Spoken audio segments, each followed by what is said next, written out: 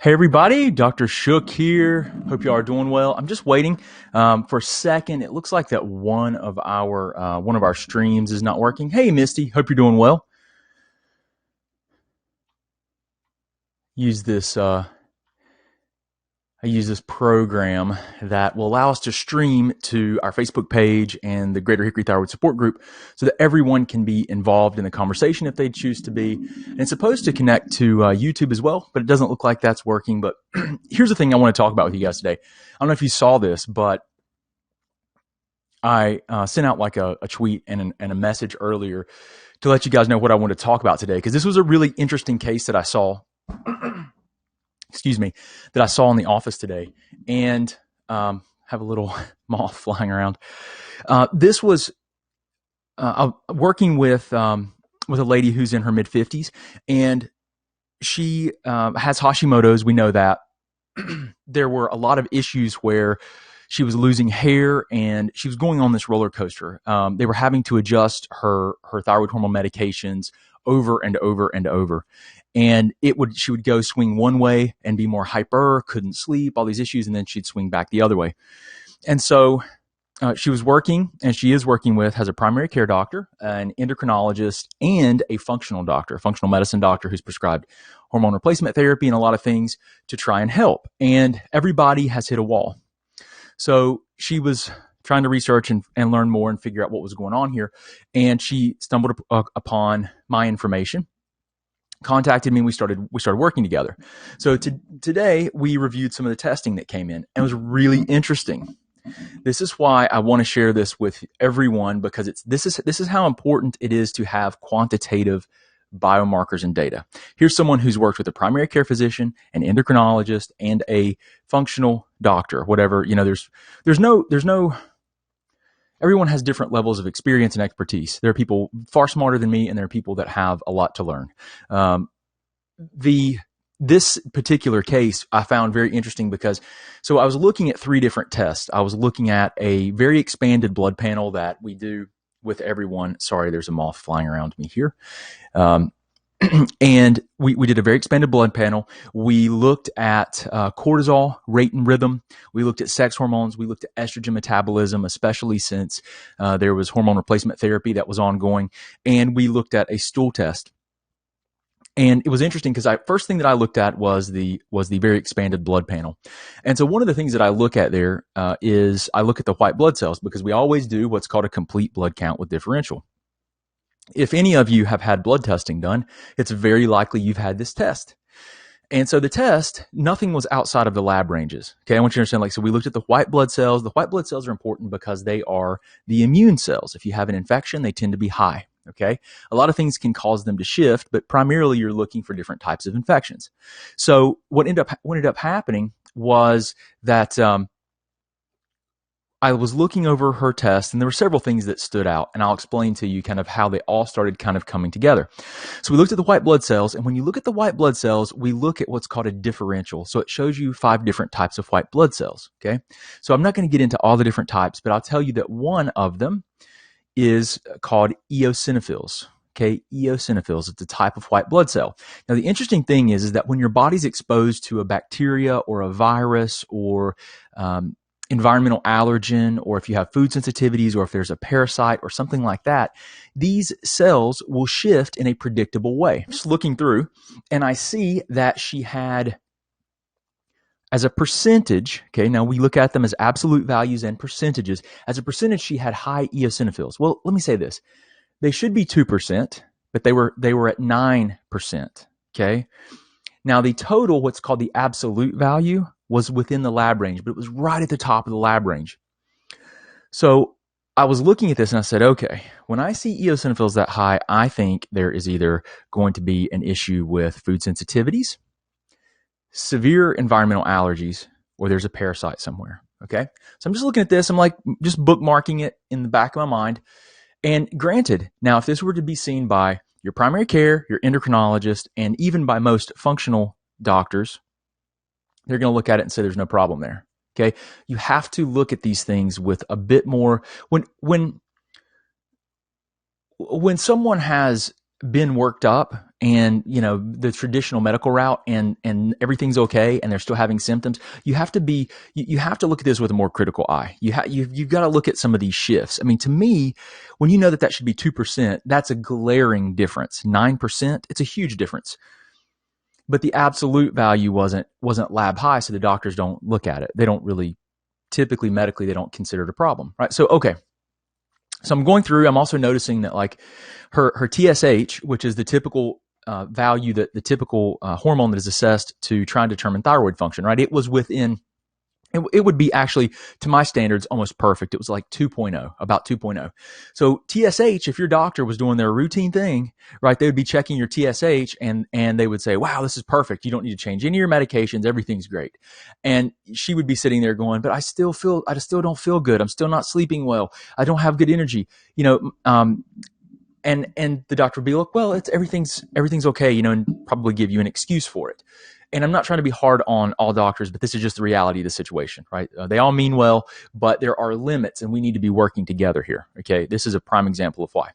So her TSH was fine, but we checked 10 different thyroid related markers. So I looked at the rest of the markers and everything was within the lab range except her total T3 was lab low.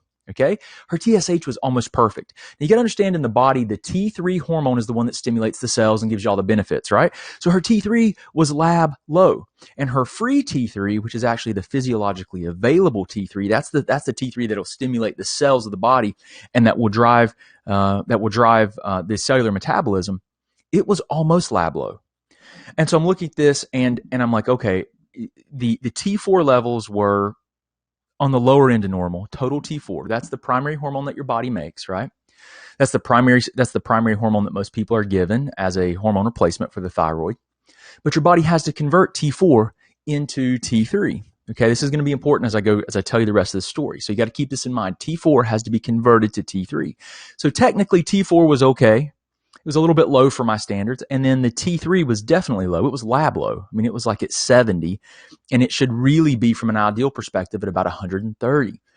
And her free T3 was really close to the bottom of the lab range. So I was like, this is definitely not optimal. Something's going on here. Why is she not converting T4 to T3?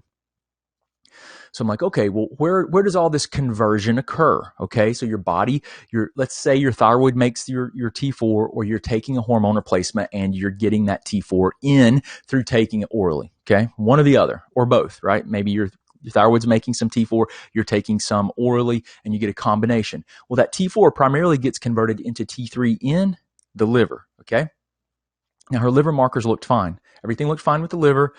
I didn't suspect there was an issue there.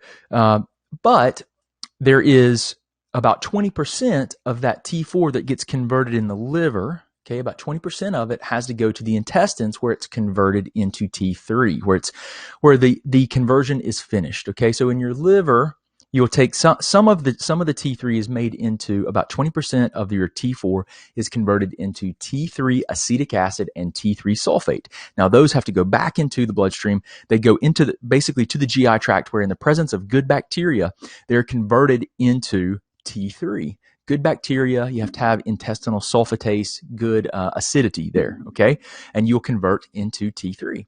So we're seeing, relatively normal T4, but the T3 is low. So we know there's a conversion issue somewhere. Now remember, right, we already saw that these eosinophils, we know there's Hashimoto's, so there's an autoimmune process that's ongoing. So I'm looking for anything that might be driving the immune response. I see that there are eosinophils that are at 9%. I'm thinking, what is driving that? What's causing the body to produce more eosinophils, which typically is reactive when there's a food sensitivity, there are significant environmental allergens, or there is a parasitic issue, okay? And then I'm looking at this and thinking, okay, well, so we're having some issues with conversion in the gut. And so I was like, okay, let's see what we find on the other tests, right? So we see that we look at her cortisol, and which is the stress hormone that's primarily produced, because I was really interested in her adrenal physiology, being that she was mid-50s. She was menopausal. She was taking hormone replacement therapy. I wanted to see what was happening with her adrenal physiology. So her adrenals were pretty good. There were a few problems with the rhythm of cortisol production, and there was a very significant spike of cortisol in the morning. So there was some loss of the normal rhythm of cortisol production. Her hormones she was actually handling the hormones that she was taking pretty well, clearing them and metabolizing them pretty well. She was making a high form of testosterone called dihydrotestosterone that can cause hair loss. So we identified that, and we've got a strategy to support that. So then I get into the stool test. Okay, if I have not foreshadowed enough, this is where you're gonna figure out those eosinophils. Okay, the thing I told you earlier, right? So I'm looking through the stool panel, and I come across three things. We see that there's immunological reactivity to what's called a whipworm and to a tapeworm. There's immunological reactivity. We're seeing antibody reactivity against it. Now, when I saw that, and there's not really major digestive symptoms either. So this is what people don't really understand. I've seen numerous cases where people had no GI symptoms. They tell me they have normal bowel movements, and we have lab high levels of infectious overgrowth of bacteria, yeast overgrowth, a ton of different things that people are not aware of that's even happening. So these two particular parasites that we showed positive immunological reactivity to is called a whipworm. It's typically found in pork, and also a tapeworm. Okay, now she had recently traveled to Mexico and suspected that she probably picked it up there. So the blood work, I already knew just by looking at a CBC, a complete blood count with differential, which is probably about a $10 test. Okay, a $10 test that looks at your white blood cells and looks at the different types of the white blood cells. I knew there was a shift. And when I see a shift in any of those blood cells, it gives me clues as to what's going on somewhere else in the body, right? The eosinophils were elevated. Then we correlated that with the stool panel, and we see that there's parasitic issues, which matches perfectly. Had she continued to see and only see her functional doctor, her endocrinologist, and her primary care physician, that would have never been identified until it just became a more significant issue. Now, the interesting thing is these whipworms can and will consume iron. Okay, they can consume iron. They can cause you to have low iron. The tapeworm can just steal nutrients. And we did see some other things going on, some interesting things going on with the red blood cells, where there were some issues with oxygen, where the blood cells were getting large in size, like very large in size. And there may be an issue with B12 or folate absorption there. And it could be because of an absorption issue with these parasites. It could be H. pylori, which we suspect based on some other results. And so here's what you have to understand. So that's kind of just horrifying to hear that that's a possibility, right?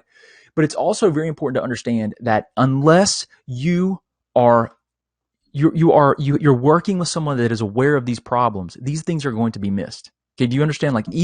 I see this more often than you would imagine, even because there's no standard. If you work with a functional doctor or someone that works with from a functional approach, something that's similar to what I do, there's no standard. Like, you can say you do anything. You don't have to have any kind of formal training. There's no standard. You can have, we have doctors all the time that advertise like integrative medicine, and the only thing they do is prescribe a bioidentical natural desiccated thyroid hormone. That is it. They know nothing else about the physiology. People just come in and it's a marketing angle. It has taken me, I studied this stuff for probably 10 years before I worked with my first patient, because I kept in my mind going, I don't know enough. I have to keep taking classes over and over and over. And I had to, when I was working on myself, and because you learn stuff like this and you're like, oh my God, if I'd missed that, I would have felt horrible. Right. But you just have to start doing it, right? You have to start working with people and learning as you go. That's why it's called practice. But this is something that's really important. Now, this is important because these parasites can create some major issues for her health. I think they're significantly impacting her the way she feels. I think that they're actually creating problems in the gut. Now, remember, I told you earlier that your T4 is primarily converted in the liver, but you make a form of T3 called T3 acetic acid that goes into the GI tract, where it is converted to T3, but only in the presence of good bacteria, intestinal sulfatase, and good acidity. Do you think that those parasites may be causing some problems for her GI tract? Probably. And do you think that there's a possibility that might be impairing some of her T3 production, because she's probably converting it in the liver pretty well, but when it gets to the GI tract, she's not making and converting it into the T3 to the final step, because the environment in the gut is not ideal. So you see normal T4 on the labs, perfect TSH, poor T3. And so it's important to understand that. And even if all of her thyroid numbers had been normal, like all of it was normal, it still, these parasites would still be a significant issue for her thyroid physiology, because even though it's not maybe manifesting as something very blatantly obvious, it's definitely not optimized. Her physiology and her thyroid hormone physiology is still not necessarily optimal when you have something like this that's in the GI tract that is definitely impacting a piece of the thyroid hormone physiology, which is conversion. This is why I take what's called a systems-based approach. You look at multiple systems of the body because it's all connected. You can't just like say, I've got a thyroid problem, let's just check my thyroid. That's not how the body works. That's not how any of the hormones work. The physiology of your body is everything is connected. And as soon as we start acknowledging and recognizing the fact that the systems of the body have an impact on each other, and we start having appreciation for how, like, some of the major impacts, like the inflammatory process with autoimmunity is huge. It disrupts so many physiological processes. The digestive tract is a barrier system to the immune system, and there's all of this hormonal physiology. Everything is connected. You can't split it apart and expect to optimize health. You can split it apart to try to understand disease, but you can't split it apart to optimize health. It does not work that way. It is a system that works together. It is a complex system. So you have to understand these individual pieces. So this lady, what we're doing is we're putting together a strategy to help her optimize all of her total physiological response, her thyroid hormone physiology. And by getting rid of these parasites, we're also going to be doing something for the autoimmunity, which we really haven't talked about, right? We've just talked about optimizing thyroid hormone physiology by getting rid of the parasites and the tapeworm, or the whipworm and tapeworm, that we would be improving. That would set the stage for us to get the GI tract into a better environment where we may be able to produce more T3 through more optimal conversion in the gut, which is where about 20% of it occurs. But we haven't even talked about the autoimmunity and what impact this has on the autoimmune process. So when we look at autoimmunity, what are we looking at? We're looking at three major categories of things that drive the immune response. And we try to identify those and remove those from the body, from the environment, so that the immune response will calm down. Okay? Right? So what are those three things? So we're dealing with food sensitivities that can drive, so we can measure antibodies to everything I'm getting ready to share. Antibodies are made by the immune system when it has recognized and identified something as foreign. Okay, so you're having an immune response against it. And foods, you shouldn't be reacting to foods. But what happens is that typically your barrier systems, in particular, your digestive tract barrier, becomes broken down and permeable, and it lets larger portions of food proteins called peptides through into the bloodstream, driving an immune response that can perpetuate the immune response and may create a process of autoimmunity. It may trigger autoimmunity through a process called molecular mimicry, where the partial food protein looks a lot like your own tissues, and the body can't tell them apart, and it reacts to the food and you at the same time. Okay? But so the three things that we can look at are foods, food protein reactivity, pathogens, which is exactly what we're talking about here, parasites. Pathogen is an umbrella term for bacteria, viruses, parasites, and fungi. Parasites, you notice I said that. And then the third thing that we look at are chemicals, because chemicals can also drive an immunological response. And we can measure that, and we can seek out these sources from the person's, their environment or inside their body. Like this case, we didn't have all that data, but we did have data on and identified some parasites.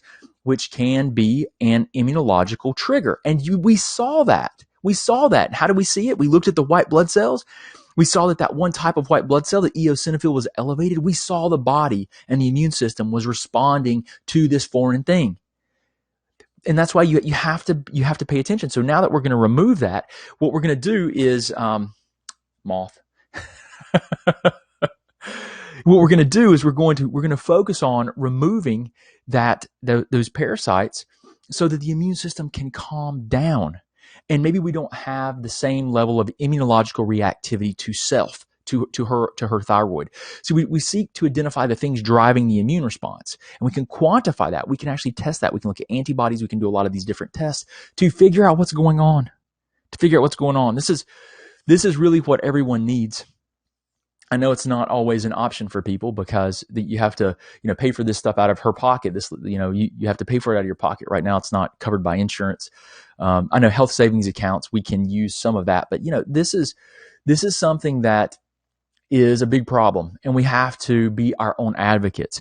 I teach you guys this stuff because you need to be aware that this is really what's going on with people. You see this chronic declining health, and in my mind, I'm like, what's being missed? What's being missed?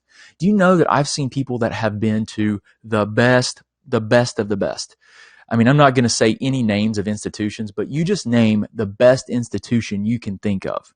The best institution you can think of. Institutions, just make a list of them.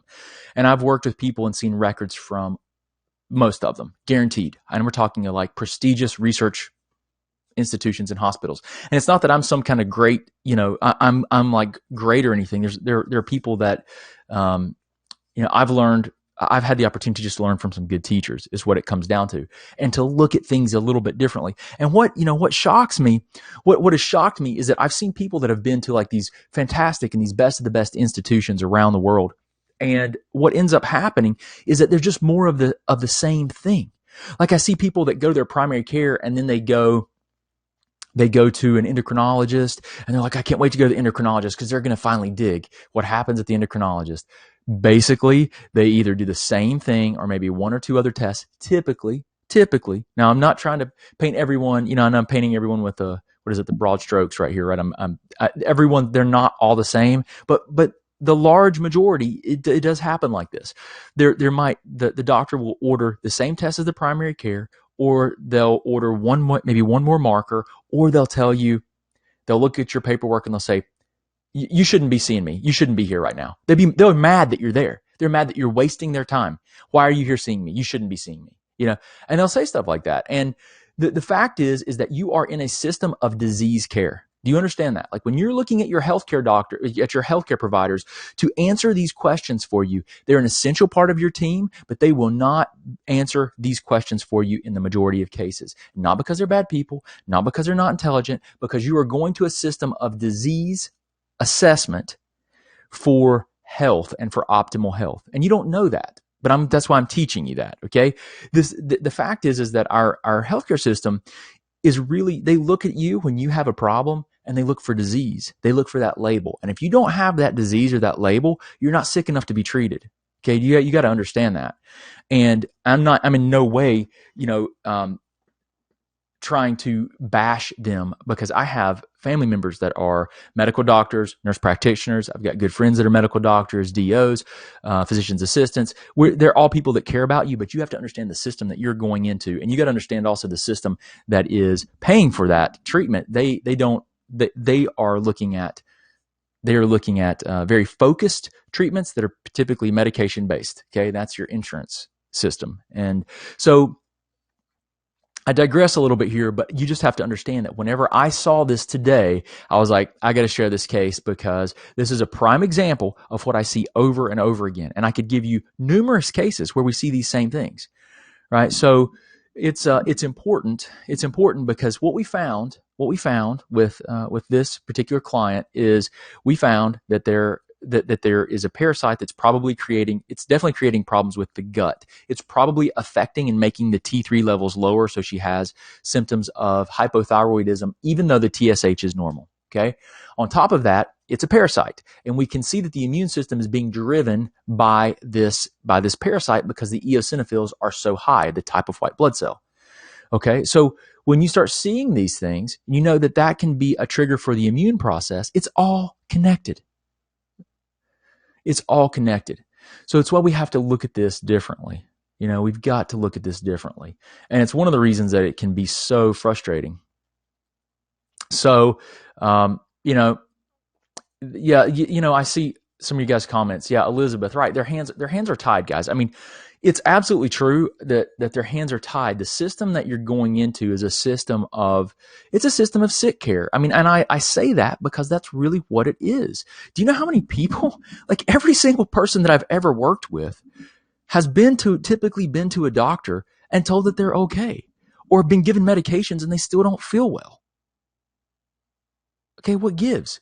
What gives is that how they look at you is they look for the disease. If you don't have the disease, then you're okay.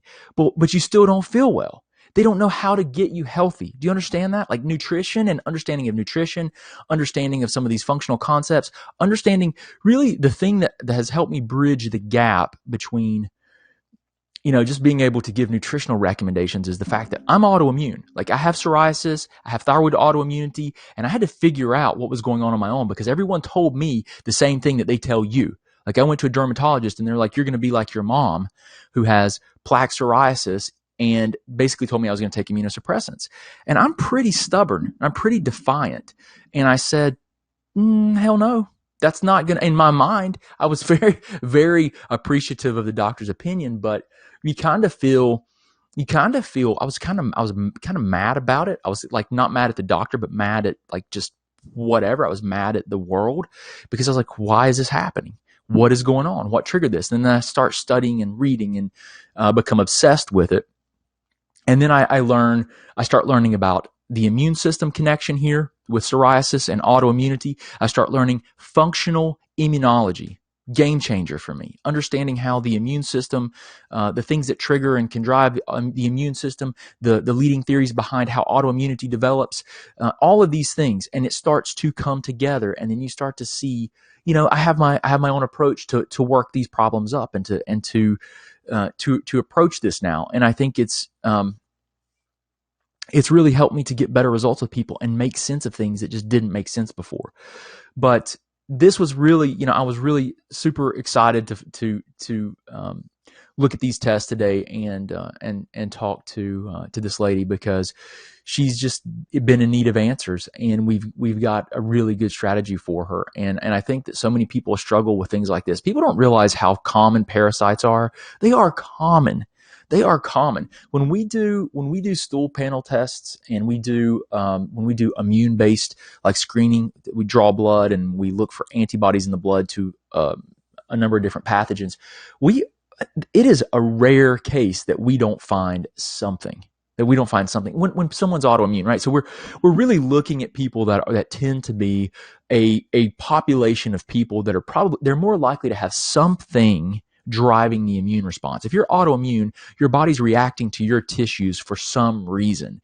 And the leading theories behind autoimmunity would suggest that there's either something that you're reacting to, like a food, or a bacteria, or a fungus, or a parasite, something that, or a virus, or even chemicals that has a similar shape or structure to your own tissues. And because of the similarity, this is one of the leading theories. It's called molecular mimicry. I do some videos on this. If you want to learn more about this, go to our videos tab. You can just type in molecular mimicry or autoimmunity, and I have videos for days, whiteboard videos where I draw it out and I explain to you a lot of this stuff.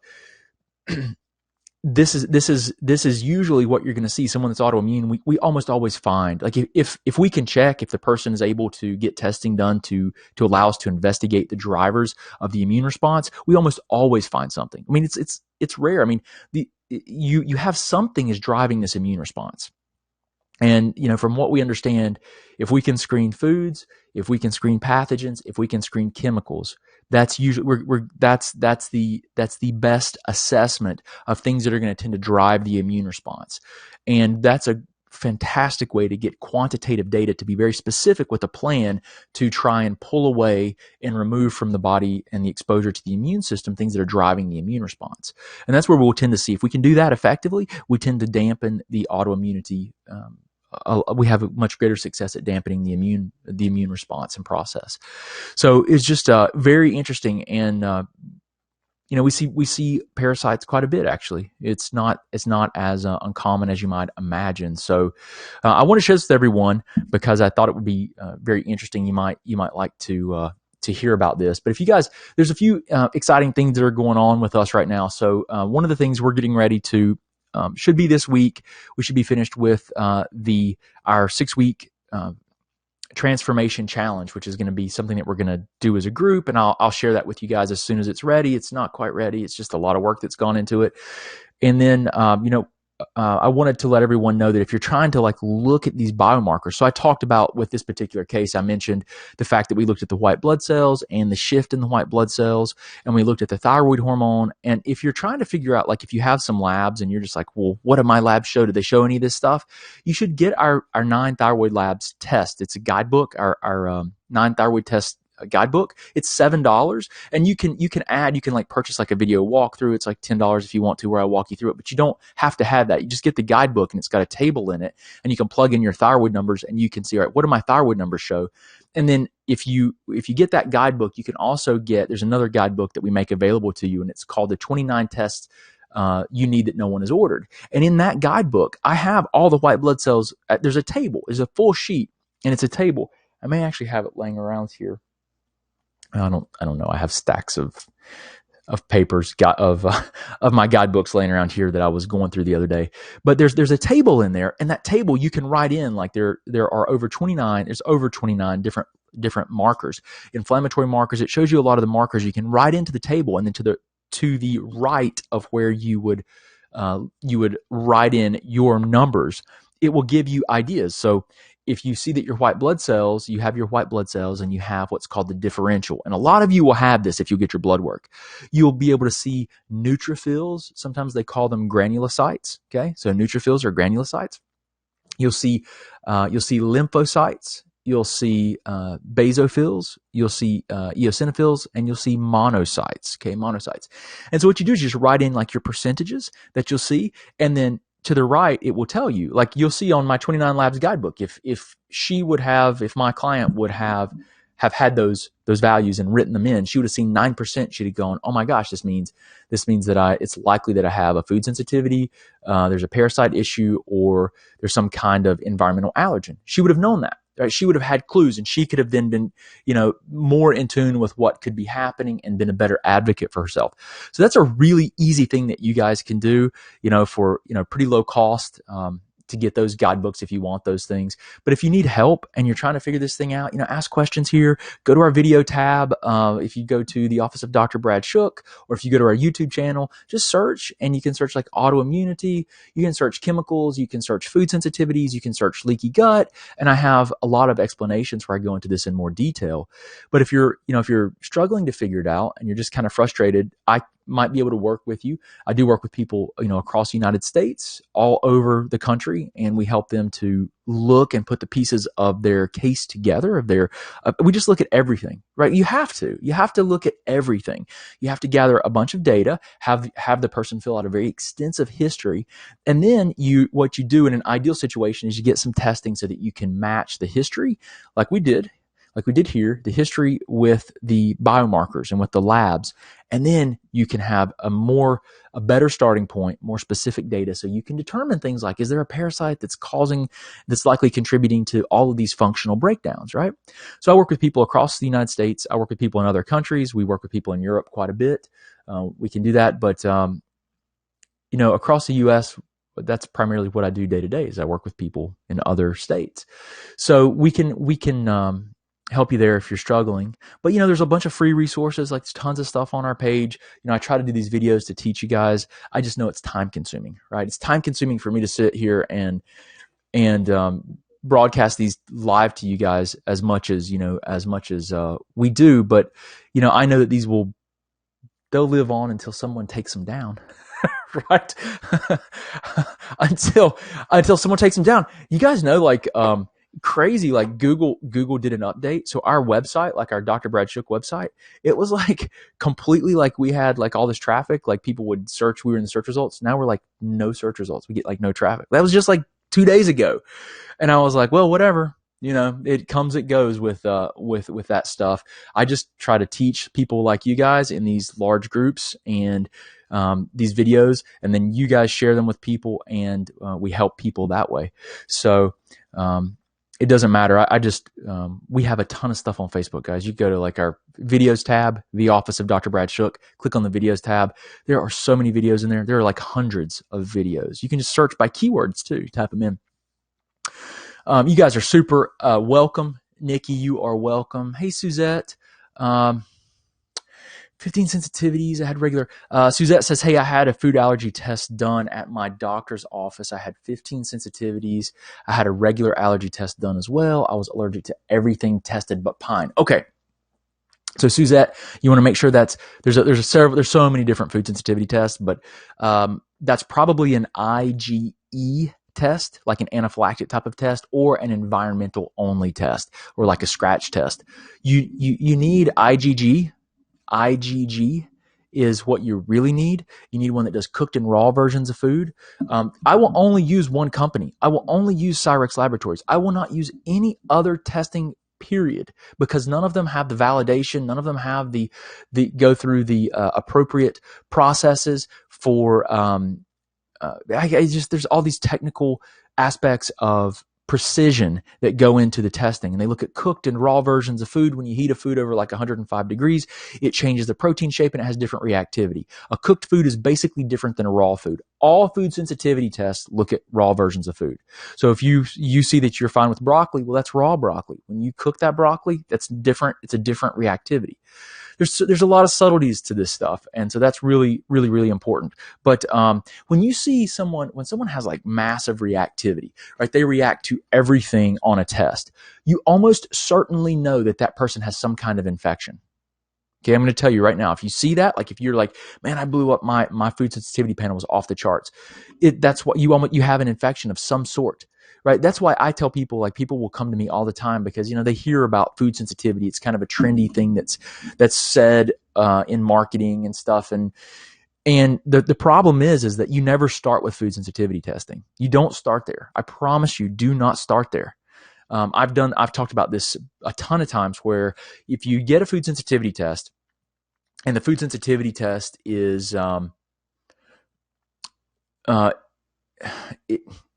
if you have like a problem with your intestinal tract, like you have some sort of, let's say, GI tract, bacterial overgrowth, yeast overgrowth, parasitic issue, and that's creating some inflammation of the GI tract lining, it will break down the intestinal lining and you will react to everything that you're eating. Okay, the foods as they're coming through, you'll start reacting to them. And if you just test the foods and you don't realize that there's something driving this permeability or leakiness of the gut, and you're just changing the foods up, the foods that you change your diet to, that you were not reacting to when you did the test, you will start reacting to them because you're not addressing the thing that's causing the permeability. Okay, that's huge issue. I mean, I've seen that too many times, and people are like, hey, I want to get a food sensitivity test. I'm like, okay, let me explain to you why that's not where we want to start. So it's kind of like, after you do a more thorough baseline workup, then you can add that test on. But as an order of prioritization, you don't start there. Okay, definitely don't start there. Okay. Let's see what else. Lots of comments tonight. I know this is an interesting one, right? Where you when you realize that we can have parasites, when you start thinking about parasites or tapeworm or whipworm or anything like that, most of us get kind of freaked out. I know I'm not too comfortable with that idea either.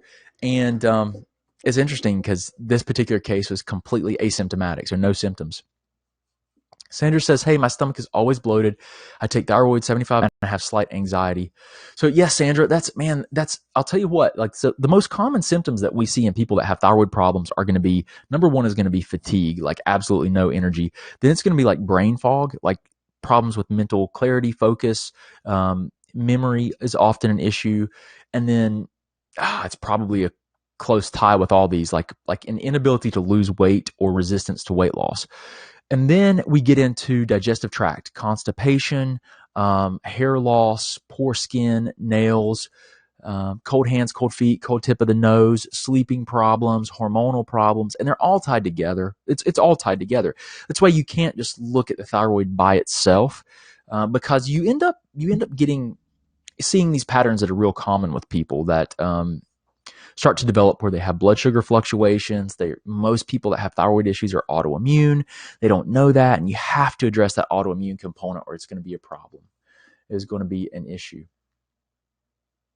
Hey, Renee says kill. Yes. Indeed. We want to kill and we want to get rid of those things for sure. Let's see. Raw pumpkin seeds work to kill some parasites. Yeah, I mean, there's several things that you can use. I mean, we use like wormwood and oregano and garlic and a lot of blends of different antiparasitics. But I'm going to tell you what, like some of those suckers you just can't get rid of.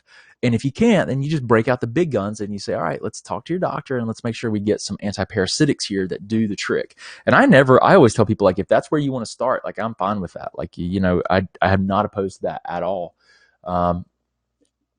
There's a time and place for everything, I think. Hey, Natalie, I know it's gross. Hi, Anna. Yeah, let's see. Stomach is always bloated. Okay, I see that one. Let's see.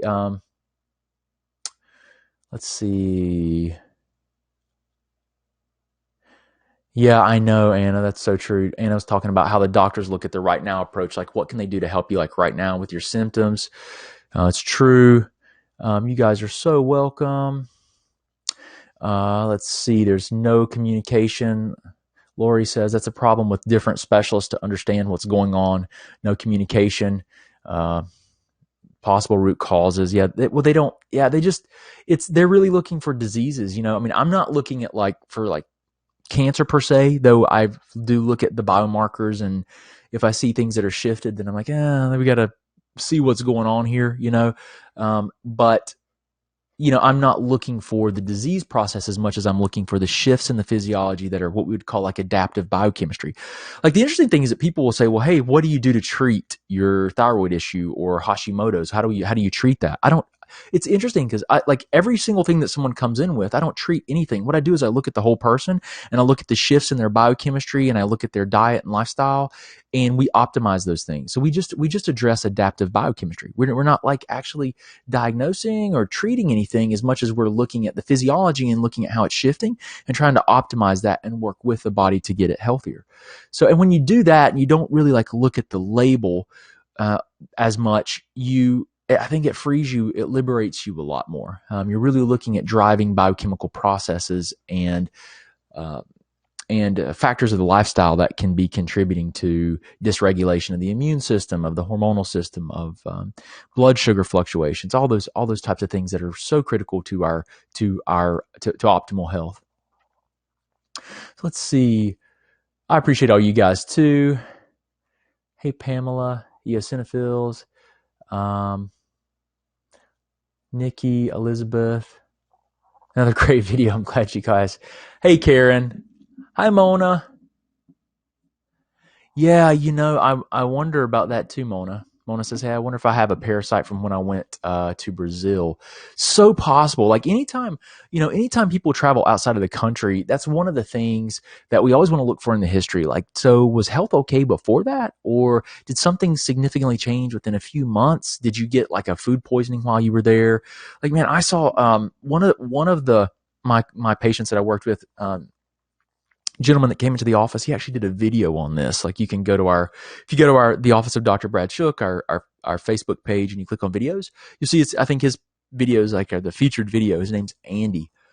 And Andy traveled to, I believe he went to Singapore. So he traveled internationally a lot. He went to Germany a lot.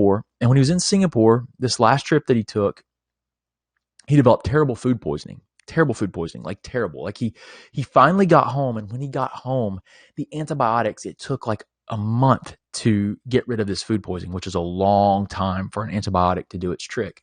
And then it finally went away. And so he was like, it finally went away. He was feeling better. And then it was a month or two later, developed full-blown rheumatoid arthritis. Okay, like a month or two after this, full-blown rheumatoid. and he was going like 2 or it was maybe 3 years. I can't remember exactly. He tells his story better than I'm going to tell it here, but he went to like 2 or 3 years. And then he came in to see me, and I was one of the cases where I was, man, I mean, everyone, you want to help everyone that you come in contact with, but like sitting face to face with this man and looking at him pale, he was probably 40 pounds underweight, gaunt, just not himself, and you could tell, very, very desperate, very desperate. Basically told me he was at the end of his rope with if I couldn't help him, he didn't think he was going to make it much longer. And man, that was really heavy. When people, a lot of people have shared similar sentiments, but this guy was really just super inflamed. Everything was swollen. His joints, he couldn't close his hands. They were just so swollen. And so we started looking at the history, and I'm like, wait a minute. So after you were in Singapore and this infection occurred, you come home, you get antibiotics, and then it finally goes away. And I was like, well, was it gone? And he's like, I don't know. I felt better. And I was like, did they do a test to see if the bacteria was gone? And he was like, no, I felt better. And he said, I finished the antibiotics, so I was good. And I was like, oh, wait, let's check so we did a workup on him. We did a workup. And one of the things that came back was we looked at a stool test with him, and his stool panel showed 2 bacteria that were lab high overgrowth. And these were pathogenic bacteria. These were bacteria that were not commensal, meaning they were not expected to be found. So some bacteria in the gut will overgrow, and they should be there. They're normally found in the gut, but they have overgrown for whatever reason. So there's dysbiosis or imbalance. But these were not expected to be found. These were foreign. And these bacteria, I told him, I was like, look, this is very likely what you were infected with. This is my opinion. You're probably infected with this bacteria. The antibiotics that you took were probably they were not sensitive to this particular, sensitive enough to this bacteria. So it didn't kill it all. Or, there is such a thing as like a biofilm where you can get layers of these bacteria, and the antibiotic or whatever you're using will only break down the top layer of the biofilm, and then you will leave some of the bacteria there, and that can then regrow or be chronically active over a long term. But he didn't have any GI symptoms, no GI symptoms. So we did a test. We did another test, another stool test to look at sensitivities to natural antimicrobials and antibiotics. And so we found out what antibiotics that this bacteria was sensitive to, what antimicrobials it was sensitive to. We used herbal approach and sent him to his doctor, and his doctor gave him antibiotics. So we hit it with everything that we could to kill it and get rid of it. And he started feeling better. It was like a month or so, he started feeling some better. And then it took a long time, but like it was like over a process of a year, I think, is when he did like his video for us and stuff. Significantly better. Not 100%. I mean, when you have, here's the thing, like with autoimmunity, I've worked with a lot of people, and it's interesting because some people you can do really great work with them and you can get them significantly better, and other people, you don't dampen the process very much. It's rare that we have people that don't improve some, but I have had people that don't improve, and it's really a mystery why that occurs. But there's just obviously things that we can't, that we're not identifying that are driving this process. And there's so much that goes into it. There's so much, even from a stress response and lifestyle factors. I mean, you don't know if they're necessarily living in a house that has mold exposure, and they might be immunologically reactive to the mold that they're inhaling all day or something. Or there's just, you can't know everything, right?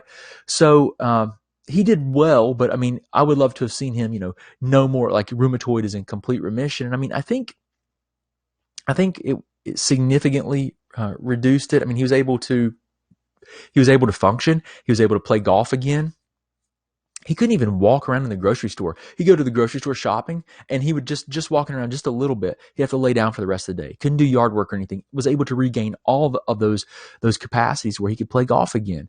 And I hope he's doing well. I haven't talked to him in a while, but this is the kind of stuff that we have to be thinking about and looking for and trying to uncover, because there's a reason. If we can just figure it out, There's a reason for it. But I digress, and you guys are probably getting tired of hearing me ramble. Are there any other questions or anything? Because it's about 9:51. I'm going to get to bed. I'm not going to stay up late. I kept telling myself, like, you guys know, I haven't been on here like every night, like I was here on every night. I was like, I'm not going to stay up late. I will tell you, one of the best things that you can do is to start focusing on a rhythm with your bedtime. Like for me, 10 o'clock is like about as late as I need to stay up. 10 to about 6, I can do that pretty well, and that's a great rhythm for me. If I do that, I feel good.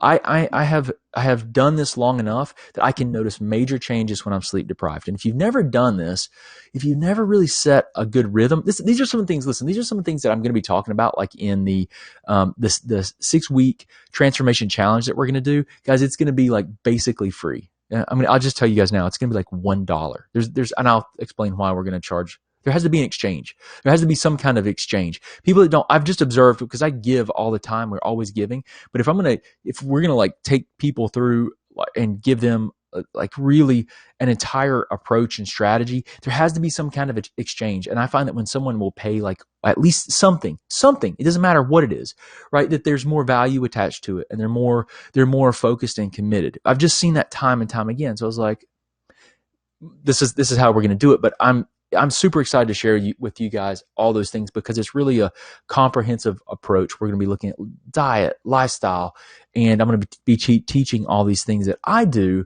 to optimize my health and physiology that we've used clinically with people that have really made big differences. So, if you're not able to like get help working with someone, or I know a lot of people will, look at working with me and they'll go to our website and they're like, I can't afford an appointment. I get it. I completely get it. I understand that. I was not born with, my family were laborers. I come from blue collar. I come from, my family is not a wealthy family or anything. So you don't have to explain to me, about seeing poverty and stuff like that. Like people don't know me either, but I don't come from, my parents have been laborers working in hosiery and furniture their whole life. And I've seen poverty, in my family. So I don't need to, I understand a lot of those things, that people go through. And I've worked with people that don't have much. And so I try to create things and teach so that you can be your own advocate and you can help yourself, right? Because all it takes is a little bit of knowledge to start giving you some direction, and then light bulbs start going off and you can start helping yourself and being an active participant in your healthcare. But what I really want to do is put together world-class resources, like the best we can do, like the best I can just take everything that I would do for someone and put it into a system that is simple to follow and give it to people in a very affordable, basic way so that anyone can get access to it. That's really what I ultimately want to do. I want to try to boil this stuff down so that we can create a system that everyone can have access to, right? And I realize that, like, yeah, you can't go through and you maybe can't do this testing and stuff like I'm talking about today, but what if we did have some basic testing? Or what if we just assumed that there were certain things that needed to be done and we ran through protocols that were in a very sequential and logical process? Because I've seen this so many times. I've seen so many patterns. Now there's these patterns that keep reemerging with people. And I think that we can take that structure of what I see clinically and we can put it into a program that's simple and easy to follow. If you'll just follow it, and we can all support one another, and it will make a huge difference for people. I've seen it happen. So I know it will work, for a lot of people. Anyway, so let's see. You guys are welcome. Yeah, I know it's a lot of people have reached out to us and messaged us, and there's a lot of frustration. There's a lot of frustration with this stuff because I talk about all this stuff, and I understand, like, the lady that I worked with, I was telling you guys today that I saw today. She probably had really, before it was all said and done, everything that we had was like $2,500 in like testing and stuff. And I know that's not accessible to a lot of people. I get that. And you don't have to have all that to get results. You absolutely do not. So just understand that, like, don't just take it a step at a time. There's a ton of stuff that you can do. See, there's it's really interesting here because there are a lot of different ways that I think you can accomplish the same end result. Okay, so we're talking about with parasites, for example, in this case that I went through, we're talking about like utilizing an approach that's going to kill off these parasites. Okay, well, the body will kill off a lot of these things on its own. That's what your immune system does. It kills off a lot of these things. So what if, so let's just look at this from a different perspective. Let's say, okay, well, the person, she didn't know that she had these parasites. Okay, now we're going to take a protocol and an herbal protocol, basically, that we're going to use to try to kill them, and we're going to do some other things too. But what if the only thing that was discovered was maybe that her thyroid physiology wasn't great? And she started taking thyroid hormones to increase her thyroid hormone levels to a more optimal and normal level, which then had a systemic impact and improved her immune system's ability to fight off the parasite. Okay, because if you've listened to some of my other videos, you'll know that like even the white blood cells, the immune cells of the body, are dependent upon thyroid hormone for normal function. So what if, just by getting her thyroid hormone quantities right, because we talked about this case that I've been rambling about for a while now. We talked about this case where her T3 levels were low. Well, what if that was just identified, and maybe her doctor was giving her a little bit more hormone to optimize those levels and get them to more normal, stable levels, and that had this improvement in full systemic physiology. So now her entire body works better because now she's got these normal levels. And what if that allowed her immune system to better fight off the worms, right? The whipworms and the tapeworm. What if, right? So maybe that's a way that you could get rid of these things that we're talking about, right? Without even knowing about them. Optimize the health of the body. Get the adequate sleep. Try to focus on the nutrition. Fill in the nutrient potholes. Do some things that we know that work, that are basics, and the body just might heal itself. I'm telling you, I know whenever you start looking at all of these things and how the interconnectedness of the systems of the body are, you realize that they're starting to become these loops, that where one system's broken down, so it drives another system, and it creates a negative adaptive process in the body that tends to manifest as a symptom. Well, you might be able to interrupt that process in different points in the physiology. So maybe something that is maybe you're not supporting or addressing the thing that was the initial trigger. Now maybe you're addressing some of the symptoms, but by improving the physiology around those symptoms, the body is systemically healthier, and it's better able to adapt to the cause, or the thing that was driving it and starting it, causing the problems in the first place. So I just want to be, I don't want you guys to not have hope, because I think there's a ton of different ways to do this stuff.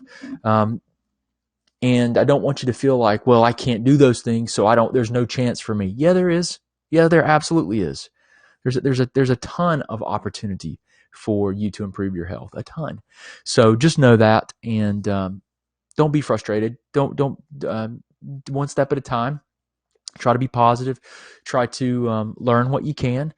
Try to be your own advocate and actively participate in your healthcare. Don't be an adversary with your doctor, please. Even if you don't think that they're doing the right thing, just try to find another doctor. Try to find someone that will work with you, or that you can talk to as a human being, and you're not just a number. Because that does happen. And you know what? Listen, I don't know of anyone that ever went into medicine or anything else where they're trying to help somebody, and they came out on the other side. They went into it like thinking, I'm going to treat people like numbers and I'm going to have a horrible day. Because that's what happens. All these doctors go through their day and they are so burned out at the end of the day, and they feel so used up, and they are, because they get in a system that it becomes something that they never thought it would be. And that's why I'm so glad I'm independent. I'm so thankful for that, and for kind of what's happened to me because I would lose my mind in that type of scenario. And if I felt like I couldn't escape it, oh, that would be not a good thing. But anyway, I digress. I want you guys to have a wonderful night. Let's all get to bed, okay? And I appreciate you. If you have any questions, post them here. We will do our very best to try and answer these questions. I cannot get to all of them in most cases, I just tell you, but I will look at this because I know there's a lot of activity. A lot of people are asking questions. So I will do my very best to respond to your comments. It will not be tonight, but it might be tomorrow. And we'll see if we can't help you guys out. Remember, great places to start. Go to our videos tab, the Office of Dr. Brad Shook, and just type in anything that you're interested in learning about. There are tons of videos. There are playlists there. You can also go to our YouTube channel and do that.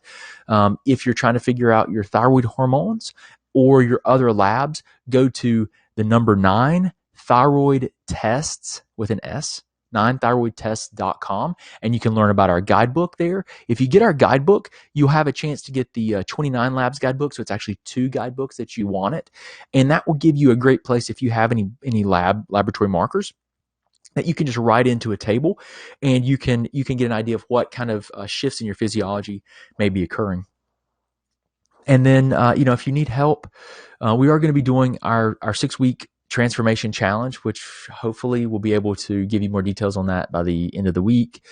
And then if you need help and you're really struggling, maybe I can help you. I work with people across the country. We do either video conferencing or phone, and we can help you get testing and look at everything that's going on with your health and try to help you put together a plan, give you ideas from A to Z, like, okay, what's the simplest things that you could change that would likely be beneficial? Or, is there some testing, or, what are your testing options to help give you more specific biomarkers to help you get a better starting point and better understand what's driving the symptoms that you're having. But if you're having any of those issues, I'll try to help you if I can. But you just let us know if we can help you. I do appreciate you all, and I hope you all have a wonderful, wonderful night. I'll put the link in. Kathleen said, say the link again. Let's see if I can type it in. 9thyroidtests.com. Okay, so this is the guidebook website. I hope that's right. 9 thyroid tests. Like, you can go there and you can just learn about it and see what all's in the guidebook. You can check that out. But go to, seriously, our videos tab is full of information that you guys can learn from. I think it'll, it should really help give you some direction and ideas on, answer some of the questions. And then, you can check out our website if you're trying to figure out if you'd like from my assistance, or see if I might be able to work with you. But any questions that you guys have, post them here and I'll try to answer them later. But I'm going to go. I'm going to get to bed. It's 10:04 here Eastern time. But I hope you guys have a wonderful, wonderful night. Appreciate you hanging out while I ramble, and I hope you have a great day. Talk to you again soon. Thanks.